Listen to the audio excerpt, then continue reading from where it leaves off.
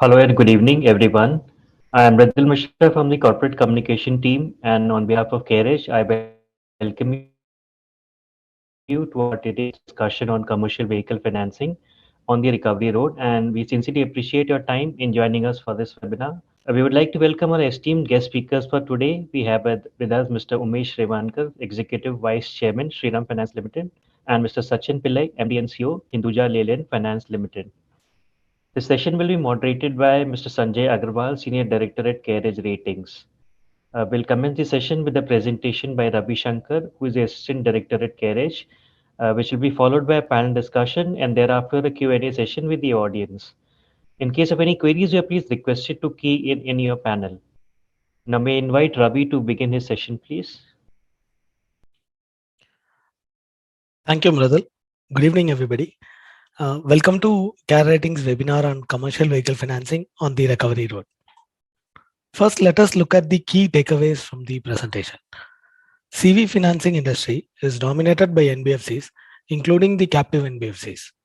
Capitalization levels are adequate for the CV financing NBFCs to enable higher growth over the medium term, and the capitalization levels improved over the last 3 years ended March 31, 2022, with lower loan book growth and capital raising by a couple of NBFCs during the same period.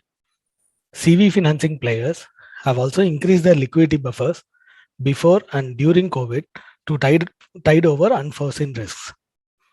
CV financing growth is back on track with improvement in sales volume of CVs during FY23. However, in terms of asset quality, the reported NPA numbers are expected to remain elevated for FY23 with implementation of new IRAC CP norms from October 1, 2022. Let us look at the industry performance first. AUM growth for the CV financing sector slowed down even before COVID-19. AUM growth rate, which dipped to 6% in FY20, as seen in the dark line in the chart on the left, from its high level of 24% in FY19 and 18% in FY18, due to multiple macro issues such as change in axle norms and uncertainty in business due to change in emission norms from BS4 to BS6. AUM growth continued to remain low at 6% in FY21 and 8% in FY22. Lower growth in the last 2 years can be attributed to the COVID-19 pandemic, which affected the CV industry since March 2020. Growth rate of banks, captives, and NBFCs is shown in the chart on the right. Market share of players in the commercial vehicle financing. The commercial vehicle financing industry has assets under management amounting to approximately rupees 3.6 lakh crore as on March 31, 2022, with banks, NBFCs, and captive financiers of original equipment manufacturers accounting for 39%, 42%, and 19% of the market share, respectively. Banks and captives largely dominate the lending in the new CV segment, while NBFC have a lion's share of the used CV financing pie. NBFCs are less volatile as they focus on used CVs, whereas the banks and captives are more volatile in line with the new CV sales volume. Correlation between CV sales volume and disbursement. Observations from historical trend suggest that the growth of the sector primarily dependent upon the sales volume in the CV industry, which in turn is directly correlated to the economic growth. As can be seen from the chart, it is evident that disbursements have always moved in tandem with CV sales. Even before the COVID-19 pandemic, domestic CV sales was adversely impacted during FY20 by the excess freight capacity on account of improved turnaround time post GST and implementation of revised axle load norms and planned transition to BS6. In FY21, MNHCV sales further declined from FY20 levels as the shift to BS6 from BS4 led to a 10 to 15% increase in CV prices, leading to deferral of new vehicle purchases. The impact of these factors was compounded even more by the COVID-19 led lockdown in FY19, FY21, and FY22. Comparison between used CV segment and new CV segment. The UCV segment is largely dominated by NBFCs, and it shows a steady trend in growth as shown by the dark line in the chart, whereas the new CV segment is volatile in line with the CV sales volume. Now let us look at the performance of CV NBFCs based on sample considered by CARE, including the captive financiers.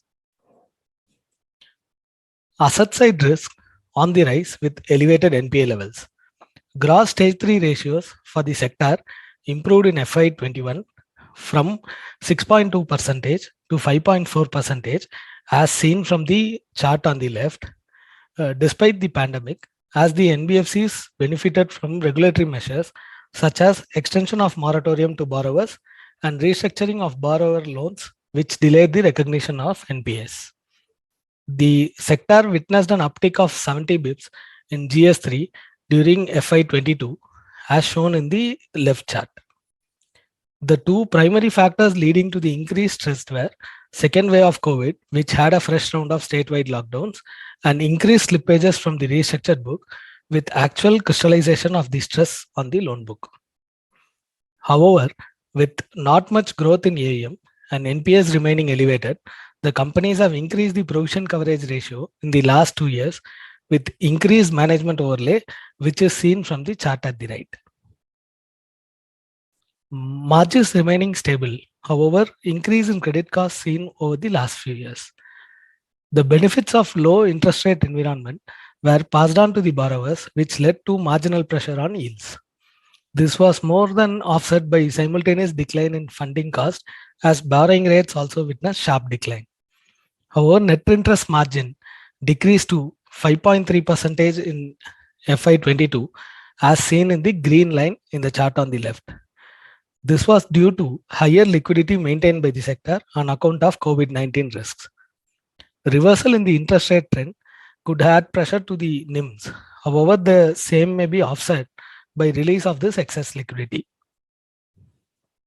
As seen in the green line in the chart on the right, the steady rise in credit costs, that is provisions and write-off of loans to average total assets, was partly offset by the decrease in operational expenses as reflected by OPEX to average total assets. Operational costs during COVID times reduced due to closure of branches for some days and reduction of certain expenses such as traveling expenses.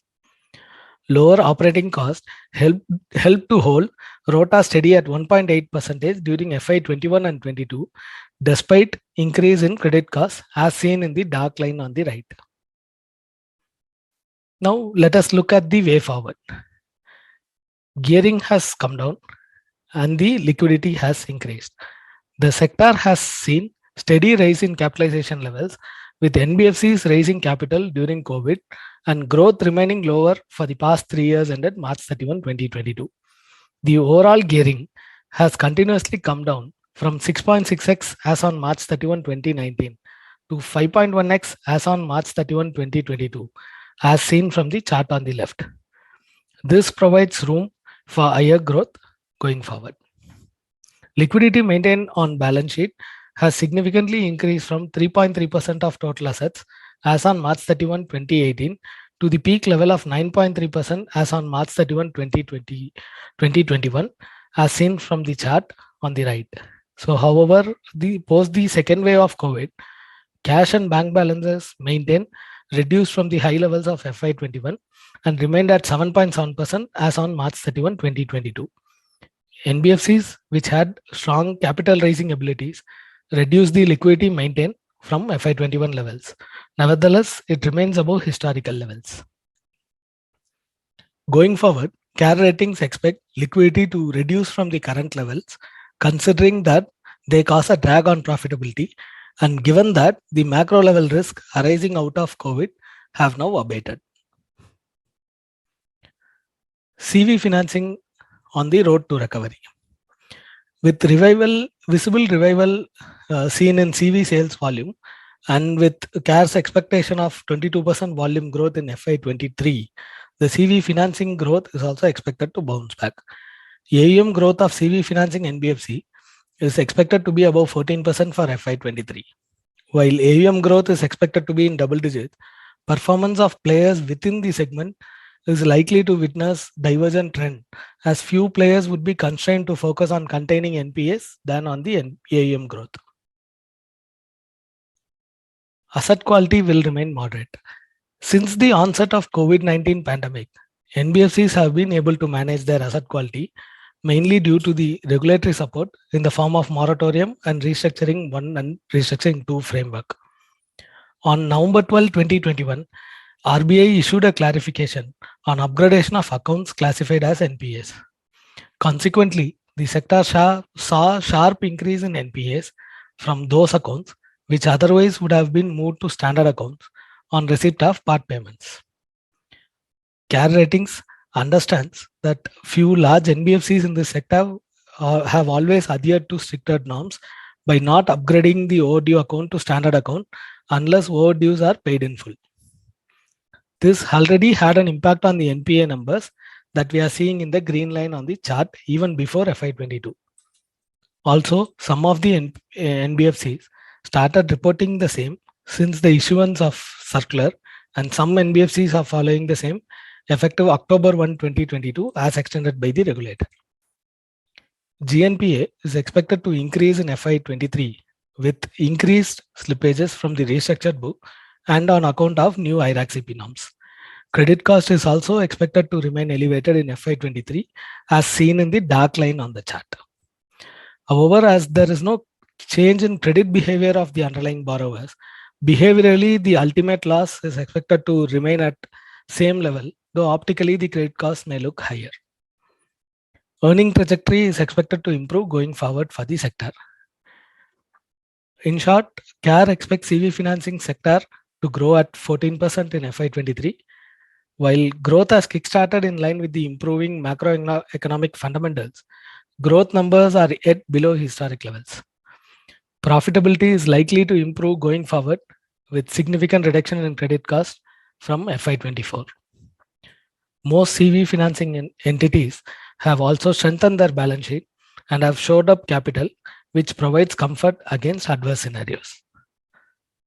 Thank you, and over to Mradul. Thank you, Ravi.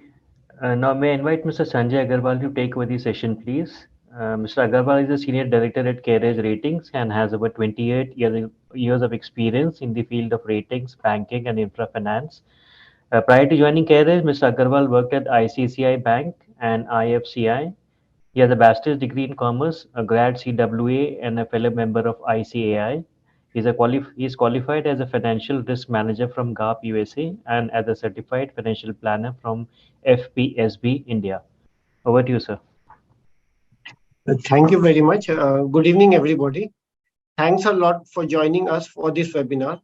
We have two guest speakers for the day today, both of whom have a very strong background in CV financing. The speakers are experts in the industry as a whole, and hence the views they express in this panel discussion would be that of the industry and not of the company that they represent. Mr. Umesh Revankar is the Executive Chairman, Vice Chairman of Shriram Finance. Mr. Umesh Revankar has seen 3.5 decades of proven leadership experience in the financial services industry. He started his career with the Shriram Group as an executive trainee in 1987. He has been associated with the group for the last 35 years. Mr. Revankar has been instrumental in Shriram Transport becoming India's largest commercial vehicle financer. He is the co-chairman of the industry body for NBFCs, the Finance Industry Development Corporation Council FIDC. He holds a Master of Degree Business Administration degree in Finance from Mangalore University. He has also attended an advanced management program at Harvard Business School. The next speaker is Mr. Sachin Pillai. Mr. Pillai is the Managing Director and CEO of Hinduja Leyland Finance and Hinduja Housing Finance. He is been associated with India's banking and financial sector for more than 2 decades. Post his MBA, he started his career as a management trainee with Ashok Leyland Finance. Subsequently, he has been a part of Citigroup, HDFC Bank, and Reliance Group. Over the years, Mr. Sachin Pillai has diversified his expertise into steering businesses across cycles with a strong background of risk management, product development, and organization building. Now we move to the main session of the day of hearing our esteemed speakers uh, providing their views. To begin with, we would like to point out again that the speaker in the audience that this is a discussion on the overall industry prospects of CV financing industry and not on any of the individual companies any of the speakers may represent professionally. Hence, none of the views can be construed to be of any assessment of any individual company. So we start the question with a question from Mr. Umesh Revankar. Sir, used CV financing has been a stable and less volatile business operations. What do you think is the reason for the same? Is it because the price differential between used and new CV, or is it because the multi-utility of the used CV? And what is the outlook on used vehicle financing? Thank you, Sanjay. See, if you look at the way used vehicles are being operated in the India or in the globally, what happens is once the primary usage of the vehicle is done for a longer haul, these vehicles go for a shorter haul and also for a different application altogether. So depending upon the shorter haul and the application, the different users buy it and use it. Typically, the vehicle change hand in its lifetime. Imagine a medium or large truck has a life of 15 to 18 or 20 years. It changes hand 3 to 4 times. So every time it changes hand, it needs a financing. So that means for every one new vehicle sold, you can expect the 3 transactions of used vehicle, even though ticket size is smaller. So ticket size being smaller, but if you add everything, it will be almost the size of the industry financing for new and used will be almost same, because 3 small loans versus one bigger loan. So since the vehicle changes hand every 2 to 3 years as a second-hand vehicle, transactions are little higher. So opportunity to lend is little more. And also these vehicles go from the bigger hub to smaller hub or smaller place.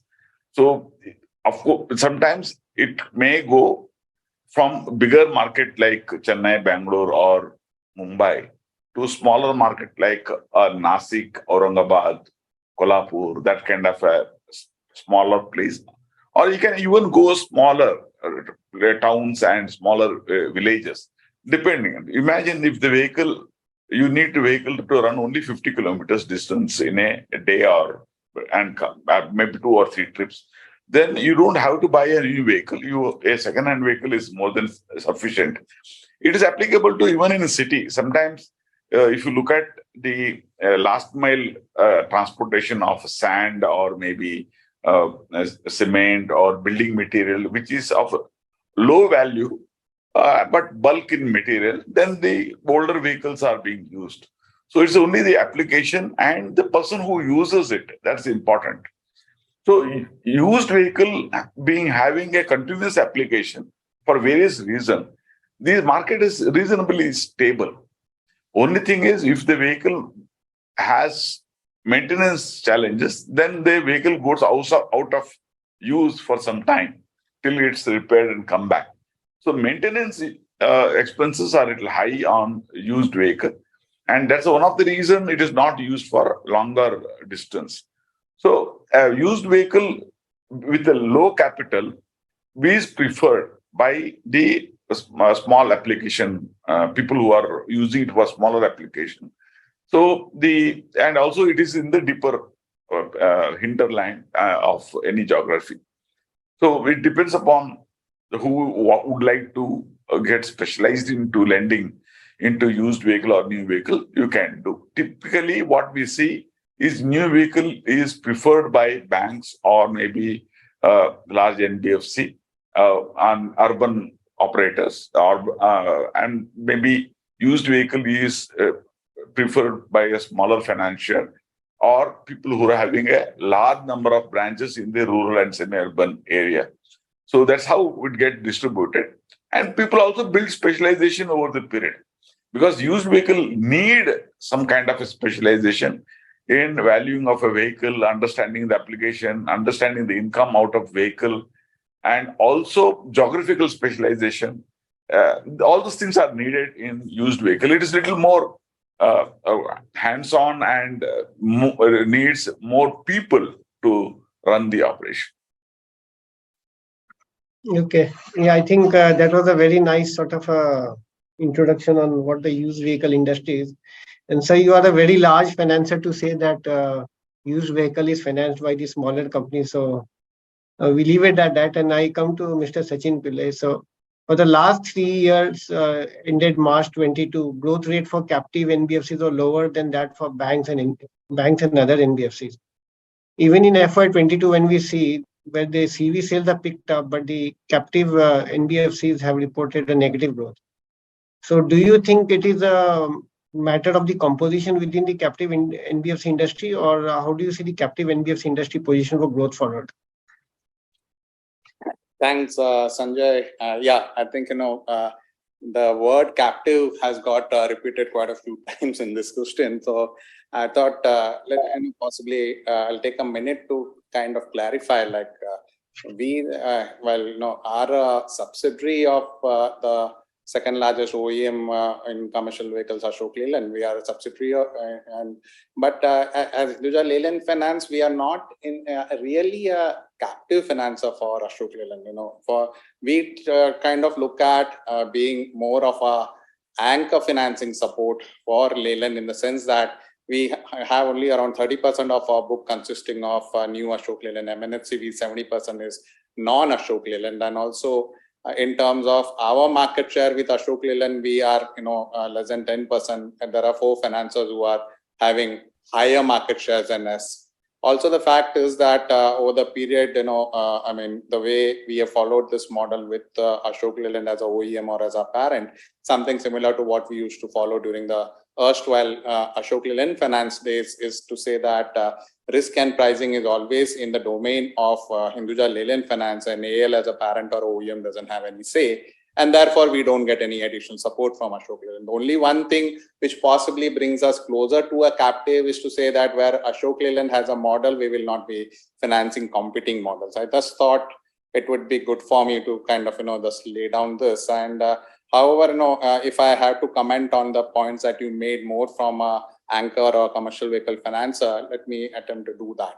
Now, very clearly, the way Ravi's presentation kind of pointed out, MNHCVs new specifically have been in a degrowth much before COVID, right? As from around November 2018, we have been witnessing the degrowth, which at that point of time came in largely on account of the axle norm relaxation, which came in, and that led to an oversupply at that point of time.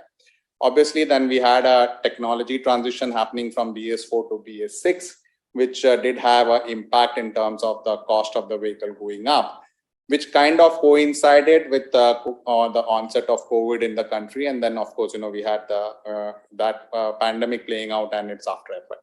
So all this obviously led to a very prolonged degrowth cycle for MNHCV. While the current year data does show a year-on-year growth as compared to last year, but if one has to look at, say, the first 9 months of FY19 and compare it with the first 9 months of the current financial year, very clearly, we are far away from where we were. So, for example, in MNHCV, the passenger carrier, there's a degrowth of 13%, goods carrier degrowth of 13%. So overall, it's still in a degrowth of 13%.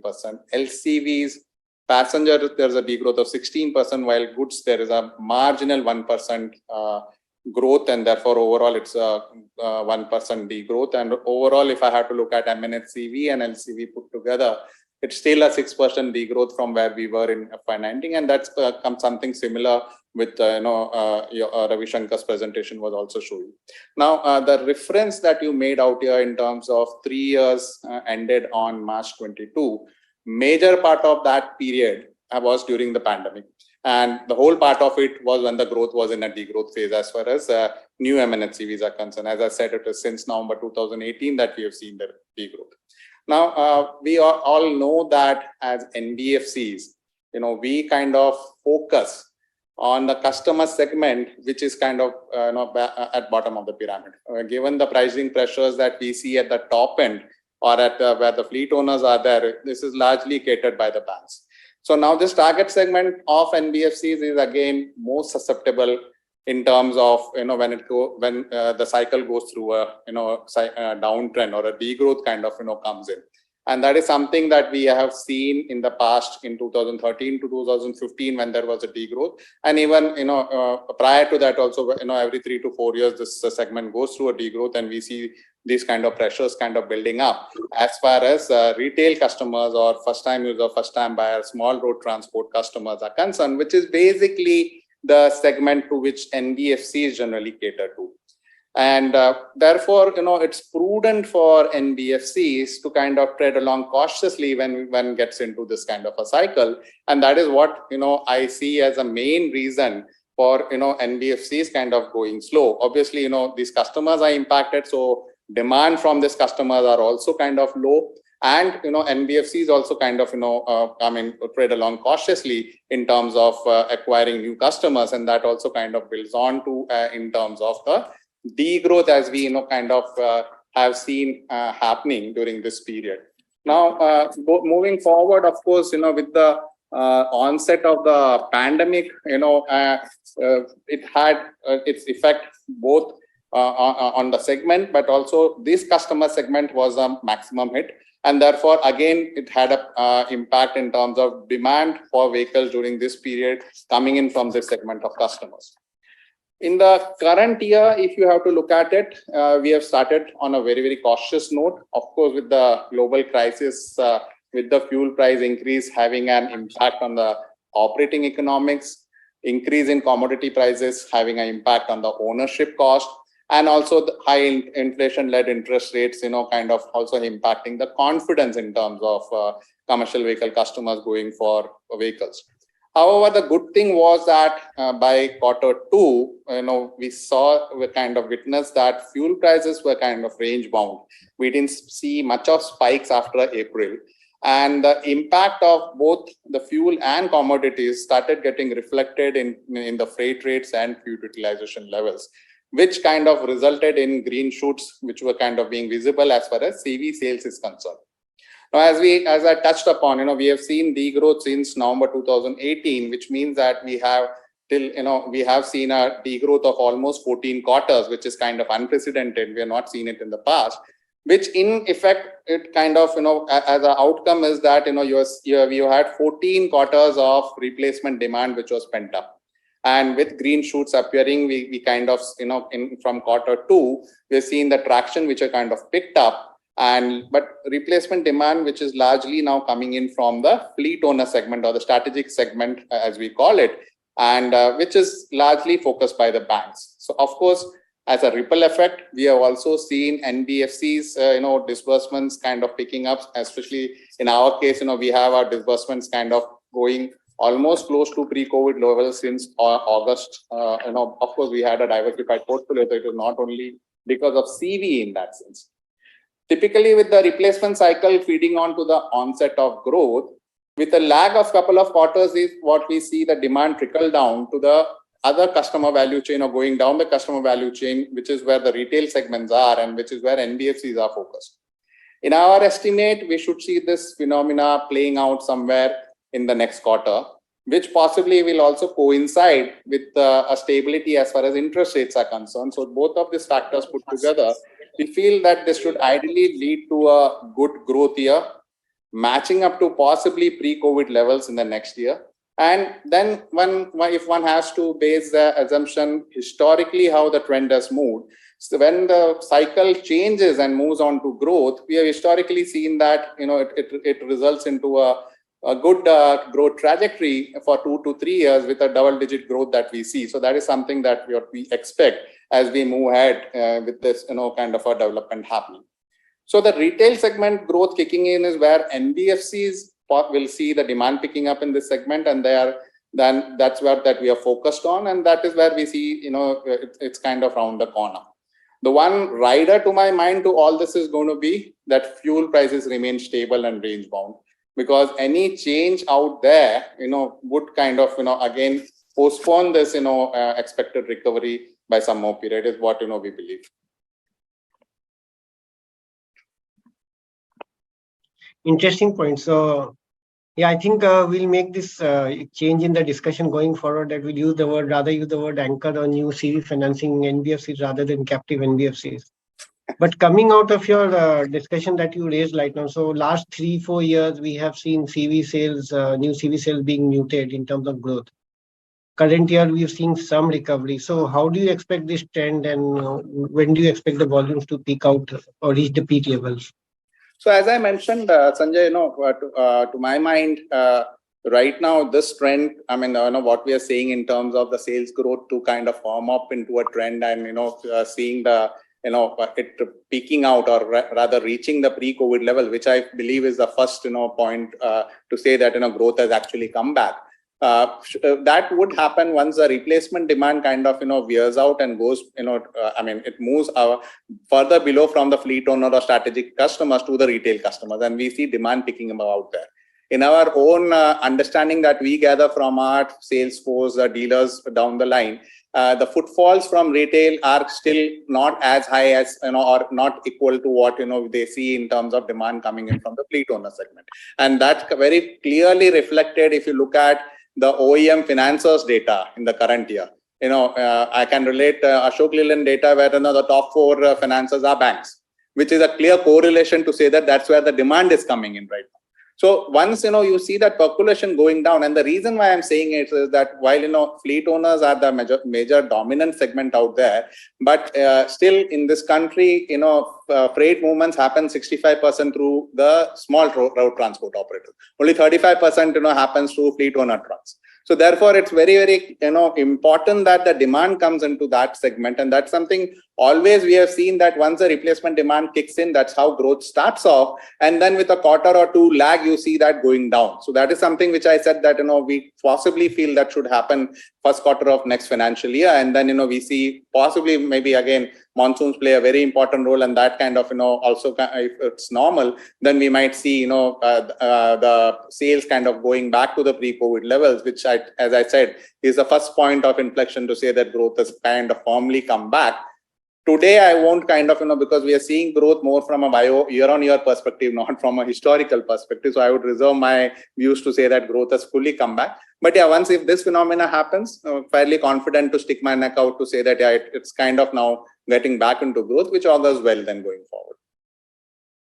Okay, so multiple boxes to be ticked before we actually say that we have reached where we need to reach. So, okay, coming back to Mr. Revankar. So how has technology adoption evolved in the CV financing sector, and how do you expect technology to move ahead? The way I understand technology, because people use digital and technology very widely and loosely. So whether all the existing NBFCs and banks are technologically equipped to lend and attract new customer, I would like to say yes, because there is nothing like, people talk about technology. If you are able to onboard a customer on digital, service him digital, aware customer, and the company has minimum interaction physically, they feel it is a digital. It is not correct. As long as if you are using enough tools to underwrite a customer properly by collecting sufficient information about the customer, and if you are able to onboard customer, service the customer and collect money on a digital, then it is a digital. So it depends upon what kind of a business model anyone is building. So most of the NBFCs today have people on the fleet, people who are on the feet to meet customer, and so that the servicing of the customer is done much more in a personal manner. And if there is any collection issues, collection can be made. That's how the business model has been built as far as the vehicle financing is concerned. Maybe private car is little different, where it goes to higher sophistication where you have your personal income of a customer, because loan is given depending upon the personal income of the customer, not by the income generated out of the asset he is buying. So there's two different classes. So otherwise, all commercial vehicles or even taxis are where the NBFCs or bank, with you need to interact with customer more frequently and have collection mechanism to collect, so that ups and downs in the business is managed well by the customer and by the company. So I feel the most of the NBFCs are very happy to add on any technology support they get to improve any kind of a routine work or paperwork, or even improve their efficiency. So the preparedness and the model can be little different from one company to another company, but most of them have adopted technology and IT and digital platforms to improve their efficiency. And I feel the banks also have done it. Maybe banks have done it a little differently from the NBFCs. So I think they are trying to say that somebody is digitally much more advanced, as somebody is not. It may not be appropriate, is what I feel, depending upon the strength of the company, the business model. I think each of the company has their own model or in using the technology. Okay. So, sir, I mean, you touched upon collections. So, do you feel that we could slowly reach a situation where technology could significantly help us in trying to trace a customer and the movement of customers rather than the total people dependence that we have right now? See, tracing a customer through technology is something which can be done very easily. It is it's not that today you have a lot of missing customer to trace him. It is not. So he's accessible. There's a mobile, and you can always reach out to customer. That's not the case. And I think collection is totally dependent on economic environment, where how the customer is being paid for his services at what time, how quickly, what is the margin in the business. So that makes the business more viable, and collection is very comfortable. So the perception that truck customers get vanished after taking a loan or difficult to trace is maybe that impression was there when somebody would have tried to lend to customers without having the field officers or without having people to reach out to them. Maybe that would have happened, but generally I have not seen a large number of customer or even a small number of missing customers in my entire career, 35 years. Customers would be there, vehicle would be there. Maybe economically he is not able to, because of the environment, he is not able to pay. That could be the reason, or maybe because he did not get paid, so he has not paid you. That's the only reason I see. Okay, very interesting point that you hardly seen any customers as vanish away. So coming back to Mr. Pillai, means one of the points Mr. Revankar had raised was in terms of the road quality, etc. So road infrastructure has been the focus of this government, and even in this budget we see quite a lot of funding being available out there, and a lot of expressways also are being built. So with the improvement in road infrastructure and resultant improvement in travel time, do you see the demand getting impacted in the CV sector?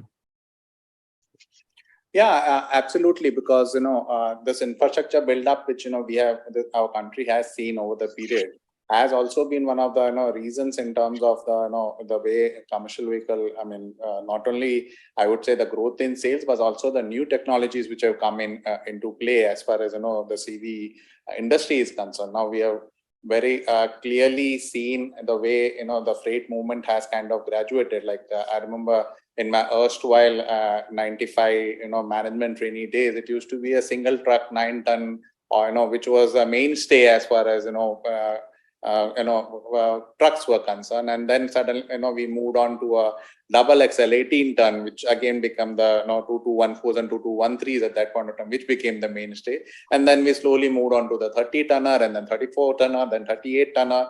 So, this movement across, which is something similar to what we have seen globally, things moving, would not have been possible in this country if, the road infrastructure would not have developed. You cannot have, a transition into a hub and spoke model and a last mile connectivity kind of a model, which is now kind of almost firmly established in our country, where across the major centers, now you got also the dedicated freight corridors coming in, in place. So these all developments, if were not in place, you would not have seen this kind of a movement, across, tonnage in terms of the vehicle usage going up. And it's also kind of, brings in a lot of organized kind of logistics and transportation, the overall segment overall, because still, as we speak, we possibly have a high, as a overall, percentage to our GDP, logistics is still 14 to 15%, which is not the case. For example, China is in single digits. So, there's still a lag which comes in. And I believe that this gap can be filled up where, with more and more, infrastructure development on the roadside happens. And that, earlier it started off with the north-south corridor and the west and eastern kind of thing. And now, we are looking at, that going into the hinterland. So more and more, I feel the road infra developing has a positive rub-off as far as overall transportation and logistics segment is concerned, or the industry is concerned, and that having a subsequent rub-off on the commercial vehicle industry overall is concerned. So it is there is a very strong correlation, and I believe we are going in the right direction in that sense. In fact, my question was slightly different. So we are saying that with the travel time improving, would it not have a negative impact on the industry? I don't see that happening, because we have only seen we already last 2 decades we have seen road development kind of being on a fast pace as far as this country is concerned, compared to the 4 decades before. The last 2 decades is where we have seen that picking up. In this period itself, we have seen how the commercial vehicle sales have also grown, right? While we have the segment has its own cycles in terms of after every 4 to 5 years, you see a degrowth coming, but that's more related to the supply demand thing out there. But otherwise, on an overall basis, we have just seen the TIV going up. Sub segments coming in. Segment-wise, vehicle applications kind of getting in. We have also seen with road development happening, with mining, getting much more focused, specific or specialized vehicles coming in. So all this, leads to overall expansion of commercial vehicle. Of course, overall percentage in terms of the logistics moved in the country, and the percentage of that happening through road is still at a very, I would say, significant level at around 65% plus. And over the last 2 decades, we have not seen. Of course, there has been a shrinkage which has happened, but not to that extent in terms of we need to be overtly worried about. I think what is happening as far as infrastructure development in the country, to my mind, is a positive rub-off as far as commercial vehicles are concerned. Yeah, Sanjay, add to Mr. Sachin's answer. The number of vehicles on the road is directly linked to the size of the economy. For example, China is 5 times larger in economy size, and their number of vehicles sold and number of vehicles flying in China is 5 times. It's a very simple linkage on the size of the economy. So as the size of the economy grows, you need more number of vehicles for a different application, as Sachin rightly put it. Thank you. Thank you. So, Umesh sir, in terms of the scrapping policy, this is a question I think everybody is asking you for years together now. So, scrapping policy has been in talk for 2 years now. So, what do you think will be the impact on scrappage policy in the CV industry? The scrappage right now is a voluntary. It is not compulsory. As long as it is a voluntary, people find that if they are able to run the vehicle for another 1 year, they will run it. Only thing is they have made the charges on the fitness certificate, which need to be taken every year for a second-hand vehicle, that their charges they have increased for more than 15 years. So if customer had to spend around 10 or 15,000 for making the vehicle fit and pay another 2,000 rupees extra for the fitness certificate, and if their vehicle return is much higher after even spending, then people will continue to use. So there's nothing like that vehicle need to scrap or retire compulsorily.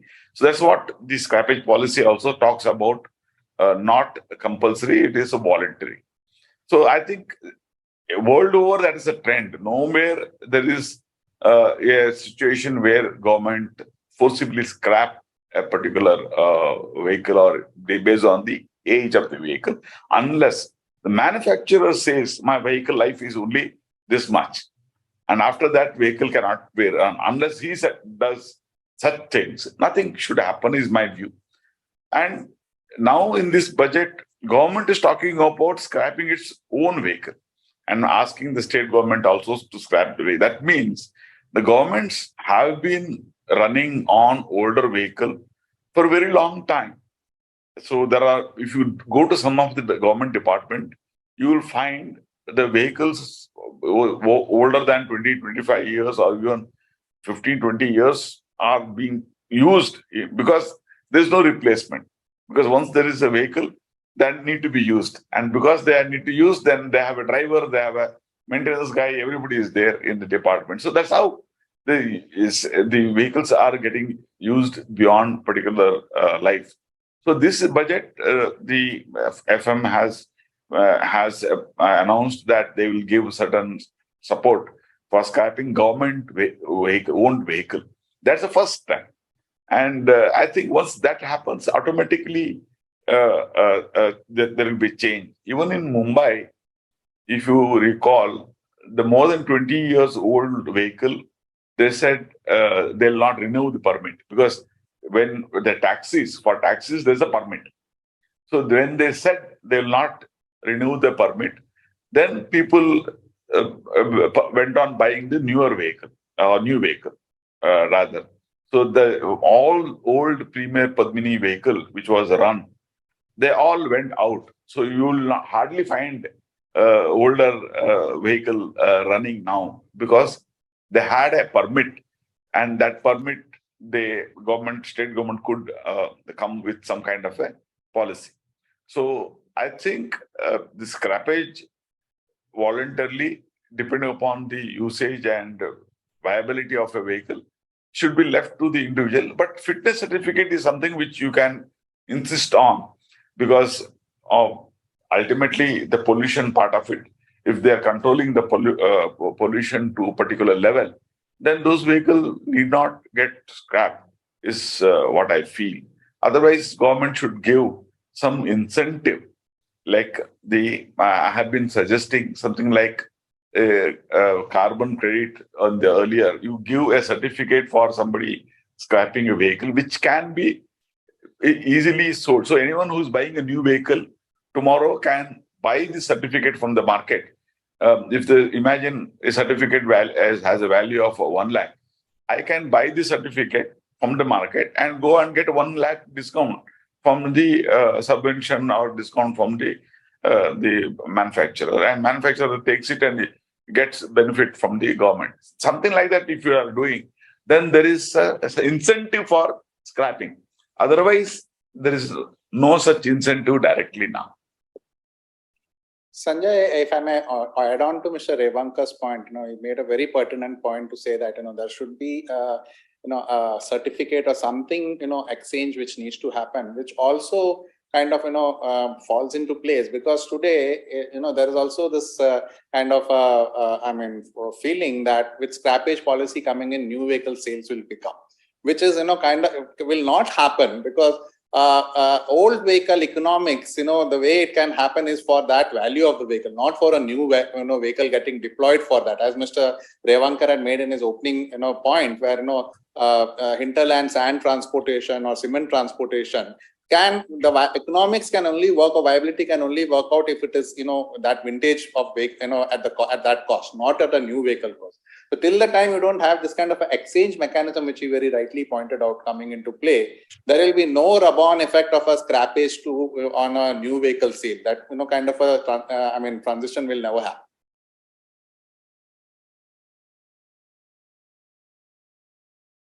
Sanjay, you're on mute. Yeah, thank you very much for that. So, sir, again, Mr. Pillai, this recent past co-lending has been emerging as a new sourcing channel for banks. Right now, it's not very meaningful, but do you think that it could contribute meaningfully to the whole sector financing economics? Yeah, Sanjay, what you're saying is right. It's been there for for some time now, and we have not seen it emerging as a meaningful structure. The reason behind that is largely to say that banks were looking at co-lending partnerships in a manner that they wanted it to be credit adjusted basis, which is to say that when it touches 90, they would like us to take it back. Now, why should we share the revenue if we have to take the entire credit? We can as well keep it in our books as well. But what we have seen, especially in the current financial year, we are seeing this outlook. There's a change which is happening on the ground. Especially what in CV financing, which at most part of it gets qualified under priority sector lending. What we have seen, in fact, public sector banks are moving in the right direction as we see it. Public sector banks are keen to look at two kind of structures. One is a fleet financing structure, and second is a co-lending, the 80-20 co-lending structure. And for NBFCs, both of that makes sense in the sense that we are, as I said, we are not, as NBFCs, we are not much onto the fleet owner or the strategic customer, large, transporters as our focus segment, because that's where pricing plays an important role, and therefore it's more of banks which are kind of doing business out there. So but we have a reach in terms of and the know-how for with this customer base. So therefore today we have, with the fleet financing option that has come up, we have the ability to source these customers and book them onto the bank books directly. And there is a fee-based arrangement which comes in, which is largely for both customer acquisition and collection that we do on behalf of the bank. So this is a good arrangement or partnership model which we have now kind of looked at with a couple of banks, and we have made some good progress especially in the last quarter, and pretty hopeful that it kind of picks up, along with the 80-20 co-lending structure also, where we now see a bit the in the real essence the way the structure should work. Banks are getting warmed up to that, and there are traction which is kind of picking up. Erstwhile it was more of agreements getting signed and no action happening, but that is now kind of getting changed. Now co-lending, whenever we mention, and we as an NBFC, when we talk about it, is always looked at from a perspective that we having an arrangement or NBFC having an arrangement with the bank. But for NBFC it works both sides. Like for example, we have a business which we have been there for the last decade, and which has been one of our successful diversifications in terms of having lending to smaller NBFCs, microfinance institutions, housing finance institutions, and over the period we have, have some fintechs also out there. Now, typically in the past, we used to look at direct assignment, PTCs, pool loan issuances, and term loans as our exposure framework with these entities. However, now over the period last couple of years, we kind of extended this and looked at, and with few of them we are tied up on a co-lending and banking correspondent model. So while one can always look at it in terms of share of certain asset classes getting more onto banks and lesser to NBFCs or lesser to smaller NBFCs to main NBFCs, but on an overall growth basis, we see that this kind of gets evened off. Whatever kind of co-lending that we do with banks, we have the opportunity to do similar kind of approach with smaller NBFCs. And the way we see, while co-lending has been there for quite some time, but now it is kind of evolving or emerging as a bit of a collaborative approach that we are seeing, where each of the constituents are able to leverage on their strengths to build joint business stroke revenue models. And in the process, the end customer mostly gets, access to credit at much better terms. So I think, it's now coming off, and we would possibly see, it moving into a meaningful space going forward.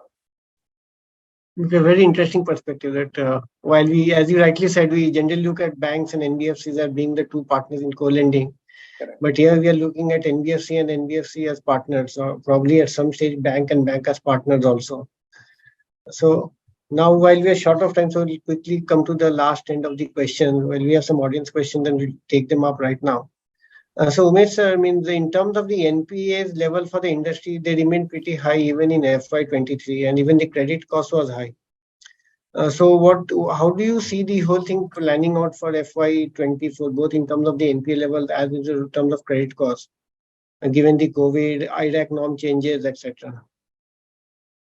As far as asset financing NBFC are concerned, whether it's a vehicle or equipment, I believe that the little higher stage 3 is not a big challenge or risk because there is an asset that is backing, and we can always repossess and sell. And it's pretty fast. Within 60 days, we can expect any repossessed vehicle to be sold, and that's where I think the little higher elevated level of stage 3, because of the cash flow mismatches with the customer, should not be viewed as cannot be compared. You cannot be compared a person who's taking a loan, buying a car or two-wheeler by an employee with financing to commercial vehicle who operates the vehicle, and his cash flow mismatch is there because there is always asset behind it, and margins are higher. Normally, the commercial vehicle financing lenders, or even equipment financing or tractor financing, the margins are much higher. The net interest margins are much higher to take care of the likely credit cost due to that. Credit cost, I don't see a big variation because of the new accounting standard. When you provide more, automatically credit cost looks like a little higher, but actual credit cost could be a little lower. So I have not really seen big spike in credit cost for the whole industry. If you take maybe 10 years, maybe 1 or 2 years in the COVID and all, when you made higher provisioning, it would have gone up. So I think the most of the NBFCs are doing quite well as far as the credit cost is concerned, and higher level of stage 3 should not be bothering because of the margins we have in the business. Okay. Yeah, Mr. Pillai, again, I think FY23 was slightly abnormal year that we had the IRAC norms coming in, which pushed up the credit cost, especially for new vehicles. How do you see that going ahead? So you're on mute, Mr. Yeah, thanks, Sanjay. I think the fact that this new IRAC norm, came in November, and then we got a breather. Helped us, all of us, to reorient ourselves during. It's almost a 1-year breather that we got to reorient ourselves, whether it is in terms of collection structures, incentives, so on and so forth.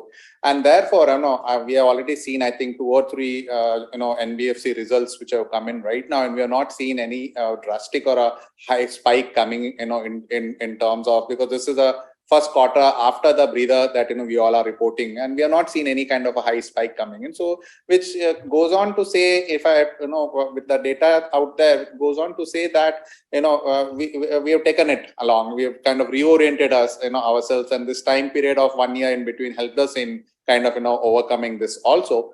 To my mind, another couple of quarters, and this becomes again, it goes back to what I keep saying, that NBFCs have been always being kind of at the receiving end, almost all the time for various this kind of new things coming in, and the resilience in the in the industry overall, we have been taking it and moving forward, and it's still kind of being consistent in terms of the growth and in terms of the returns that we have been able to. So that is something that I firmly believe, and also the data which has come in right now shows that we should be able to kind of take it, factor it in, and move ahead. And also therefore what Ravi presentation also said that we going forward we see credit cost kind of not, I mean, possibly with the turnaround in on the ground in terms of recovery, we see credit cost, because in the past also we have seen, especially for vehicle financers, when there is a growth period between 2015 and 18, the portfolio was also well managed. So something similar with the growth coming in the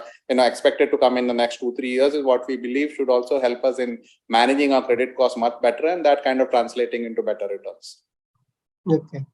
So Mr. Pillai, how do you see the industry growth levels, especially the NBFC financing new vehicles? So how do you see the growth levels for the next 1 to 2 years? So this is fully, completely related to how vehicle sales happen. So vehicle sales, the outlook, what we hear from OEMs and other agencies is double-digit growth trajectory that we are kind of hearing in the next year. It varies from a 12% to a 18% kind of what we are hearing. Even if it is, I would say, at the lower end at 10 to 12%, it is good, because that in the past, when we have seen that kind of a growth trends kind of result into for NBFCs a much higher AUM growth which comes in, and that's something that we believe is in store for us. In all this, as I said, the rider is always going to be what kind of how fuel is going to move. That is something which is going to be closely kind of correlated to these guidances which are coming in, but expected to remain in the same levels or maybe soften up. Then we feel double-digit growth trajectory is something which might fall into place for the next couple of years. Okay. And Mr. Revankar, how do you see the growth trajectory for the used vehicles for the next year or so? No, I strongly believe that growth of potential is very high. Many people have postponed, as Sachin rightly said, many people have postponed the buying of a vehicle. One is due to the increase in cost of the vehicle significantly in the last 1 or 2 years, and also the economy bouncing back took some time because of the COVID. These two reasons, I think people have postponed. So as the people start buying new vehicle, the used vehicle also, as I was telling you, 1:3 ratio, automatically it will translate into used vehicle transaction. People who have postponed selling their new vehicle for a longer time, which earlier he would have sold after 3 years, now he is selling after 4 years or 5 years. So it is coming to the market a little late. So we have seen that, and I think automatically used vehicle sale and the turnover, change in hand will increase as new vehicle sales go up. So I think market is likely to be very good.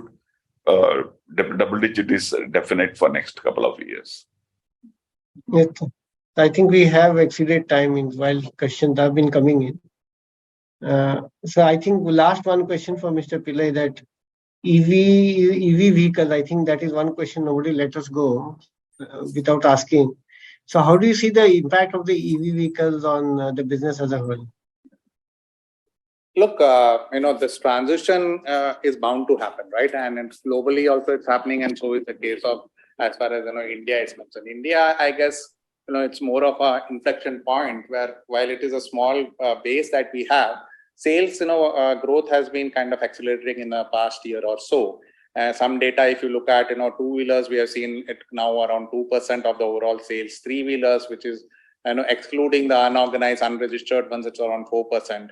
Passenger vehicles, it is still low at 1%. LCVs, 2%. Buses, we have seen it happening. It's almost 4% now. So overall, the expectation is that it should touch around 35 to 40% in terms of EV penetration by 2030. But the one major part out here is that in India, at least, most part of the vehicle sales as finance, and therefore it is important to look at it from a financer's perspective today. So from a financer's perspective, what plays out to my mind is, 3 points. One is, the TCOs, or the cost differential at the ownership level, operating efficiencies, and of course, the last being the resale value, and how the secondary market will behave. Now, if one had to look at over the last recent past, with the subsidies which have come in from government fame and from a state government and central government put together, we have definitely, the TCOs have now come in certain cases lower than the ICE vehicles, which is the internal combustion engine vehicle. So TCOs point has largely been addressed. Of course, one has to see how long this subsidies will continue. But as we speak, that's being addressed. But on the operating side, which is not the operating cost, but the life of the asset or the battery, for example, there is still question marks on that. And the third one, obviously, is that the resale secondary market is yet to be established. That's a function of largely the way the time kind of as we see scale building up, we might see that happening. So from a financer's perspective, these two, concerns or points are still, I would say, yet to be resolved, or, we don't have an answer to it. And to that extent, we would possibly see, the exposures will be restricted to certain class of customers, and therefore, the overall, financing might remain subscale in the short term. Obviously, from a commercial vehicle perspective, if one has to look at, EV is more present on the passenger application side, with almost all the STUs today either coming out with EV tenders are for EV buses, or most part of them are EV buses. And there is a change in the way also the tendering is happening. It's no more only acquiring the buses, it is also the OEM's responsibility to operate the buses, and therefore there is a change in the structures which are also coming in. On the MNHCV side, we believe we might see SCVs and LCVs moving on to the electric platform shortly. However, for MNHCV, I think it's a long drawn kind of, and estimates also say that even by 2030, MNHCVs might be still sub 5% in terms of our EV transition, and that's something which we feel should take a longer time. But for financiers to have comfort or gain confidence and start looking at scale-based kind of financing happening, I think these 2 points, which it's not that it won't be resolved, but that resolution is something which will play a very important role for financiers to kind of open up to EV financing, and then kind of look at scale coming in, and that would transit to the kind of numbers that we are talking of in the medium to long term. I think there's another adjacent question that in terms of for the financer itself, in terms of the current CV portfolio, that's the ICE CV portfolio, how do you see the impact of EV? I think that's a question we've been asking Mr. Revankar also for last 1 or 2 years. So this time I'll request you to answer that.